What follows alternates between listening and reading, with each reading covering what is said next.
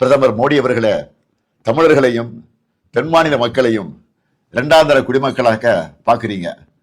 டெல்லி பாஜகவுக்கு தமிழர்கள் யாருன்னு காட்ட வேண்டிய நேரம் வந்துருச்சு. தமிழ்நாட்டின் குரல் வழிய நெருக்க நினைக்கும் ஒன்றிய பாஜக அரசுக்கு எதிராக தமிழ்நாட்டில் இருக்க ஒவ்வொரு குடும்பமும் தங்கள் எதிர்ப்பை தெரிவிக்க வேண்டிய நேரம் வந்தாச்சு. நாளைக்கு நாடாளுமன்றத்தில் அவங்க கொண்டு வர போற சட்ட திருத்தத்துக்கு எதிர்ப்பை காட்டுற மாதிரி தமிழ்நாட்டில் எல்லாரும் நம்ம வீட்டில் கருப்பு கொடியை ஏற்றுவோம். கருப்பு சட்டத்தை எதிர்த்து நம்ம எதிர்ப்பின் அடையாளமா கருப்பு கொடியை ஏற்றுவோம்.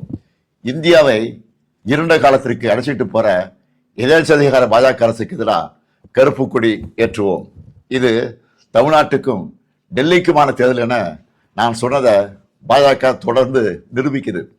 நான் சொன்னதோட உண்மையான அர்த்தத்தை பாஜகவே உணர்த்திடுச்சு.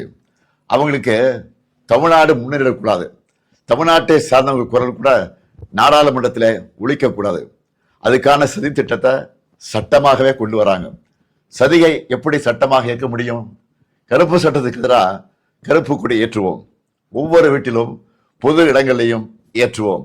மீண்டும் எச்சரிக்கை செய்கிறேன், மக்கள் தொகை அடிப்படையில் தொகுதிகளை முடிவு செய்யக்கூடாது.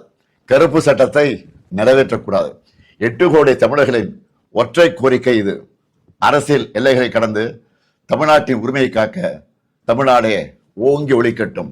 தமிழ்நாடு போராடும், தமிழ்நாடு வெல்லும்.